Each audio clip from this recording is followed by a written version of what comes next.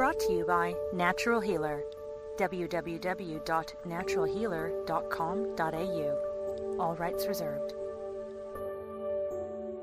Since we've established that everybody and everything is comprised of energy, along with scientific tests which prove energy healing like Reiki does in fact work, it stands to reason that everything can benefit from this natural mode of healing, right?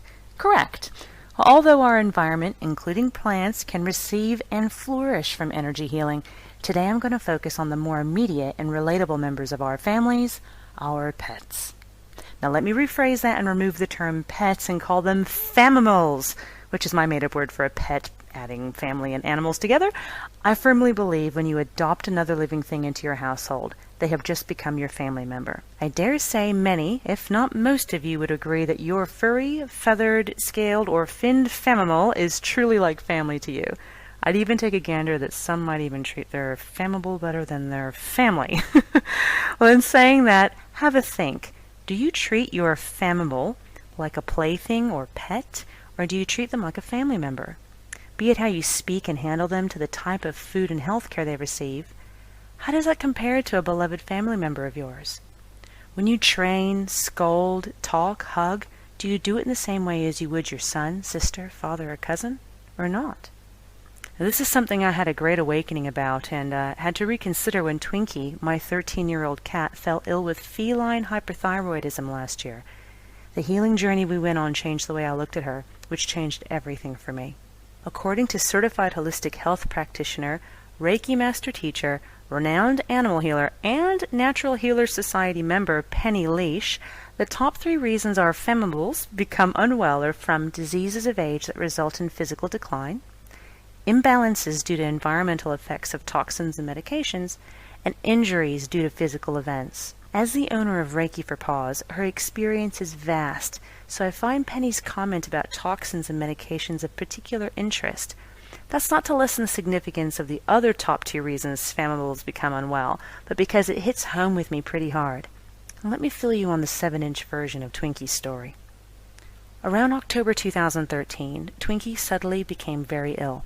She vomited constantly, was abnormally high-strung, drank excessively, cried for food all the time. No, not cry. Let's say screamed for food, as if she was starving. Yet no matter how much she was fed, she dropped weight like it was going out of style. She went from an overweight, I'm so sorry to say, 6 kilos to 3 kilos in just a matter of weeks. Of course, being concerned, my husband and I trekked to the local vet and had her checked out. Feline hyperthyroidism was the verdict. The options? Surgery to remove the offending thyroid or ongoing radiation therapy, then a lifelong diet of prescription dry and wet food. Although the food part didn't bother us at the time, we didn't like the other harsh options and decided we would only resort to them if there was nothing else left. Our continuous search led us to a true culprit, which was Twinkie's diet. Living her entire life on commercial dry and wet food, we thought we were doing the right thing, but after becoming aware that cats are obligate carnivores, we realized the commercial hoopla parading as cat food had to go. Because she was so hungry from her hyperthyroid, the switch to raw kangaroo, lamb, and turkey, it wasn't hard for her to make the switch. She ate it all like it was going out of style.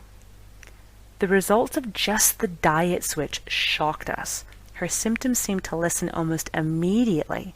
While feeling encouraged, we bolstered our efforts with an herbal feline thyroid support mixture.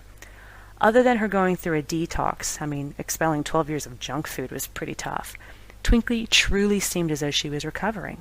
To further aid her recovery, we paid particular attention to using positive, healing words like better, well, happy, healthy when speaking so Twinkie could catch the higher energy they generate.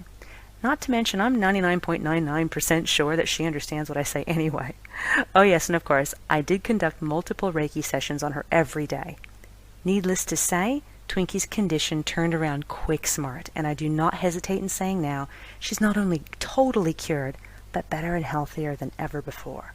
So providing the correct diet for the species of your famimal, as well as the right natural supplements if needed, along with a loving environment, all truly, honestly matter. Ever since this episode happened, it opened my eyes. It's one thing to say that everything is energy and is affected by it, and quite another to actually live by that motto when it's an animal you're referring to. Well, in addition to diet and herbal remedies, I believe 100% that Reiki helped Twinkie recover. Therefore, I stand firm that energy healing can benefit all other animals too. When I performed Reiki on Twinkie, it was very similar to Penny's experiences with her animal healings at Reiki for Paws. Twinkie took great pleasure in the sessions. How do I know that?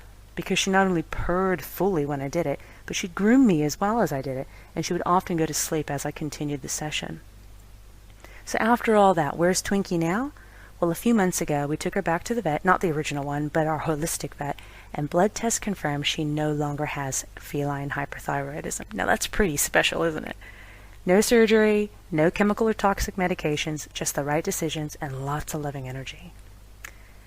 Our vet also noticed how calm and relaxed she was on the examination table, and I just instinctively said back, oh, that's probably the Reiki I do for her. And then I quickly thought, oh my goodness, he might not understand what Reiki is, but I was totally relieved when he just smiled at me and said, that's perfect. It's helped, and you should keep doing it for her. So, Reiki energy healing and proper diet isn't just for those of us who have opposable thumbs and an obsession with Candy Crush. All of this world's creatures can benefit from loving energy and the right intake of food. So what can you do to help your family live an amazing life? Well, depending on the severity of your situation, it's likely that a change to the correct diet, as well as the right level of activity and love for your family species, will set them on the right path towards healing. Add to that a boost of holistic and herbal medicines administered by a professional vet, and your family will have an even better chance of healing.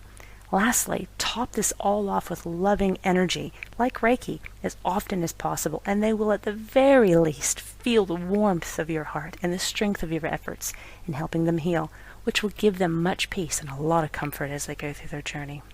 I once again called upon our animal healing expert, Penny from Reiki for Paws, to offer her recommendations on giving your family the best possible life. She says, focus on nutrition. Give the highest quality, chemical-free nutrition possible for your breeder species. Prevention. Always give good natural preventative care and maintenance to avoid wear and tear. Energy healing. If you're trained in Reiki or another energy healing method, make sure you do it every day when you're doing your own healing. And awareness. Observe and respond immediately to the changes in normal behavior. It's easy to be proactive rather than letting something get to the point where it's severe and it might lead to long-term damage. Penny also said that when an accident or illness strikes, the severity determines your course of action, so it's important you assess quickly and take the right steps as soon as you can. Lastly, Penny says that animals are very sensitive and have a number of unusual sensitivities, such as cinnamon being toxic to cats, which I didn't know. She does not recommend any type of topically applied or ingested remedies be administered by caregivers without trained veterinary guidance.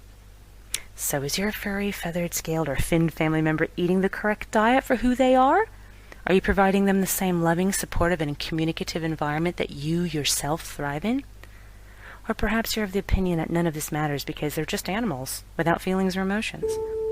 I'd not only love to hear your thoughts about my post today, but I really enjoy learning about any triumphs or experiences you've had with natural diets, natural remedies, and energy healing with your family. Thank you once again for connecting with me, my friends. Namaste.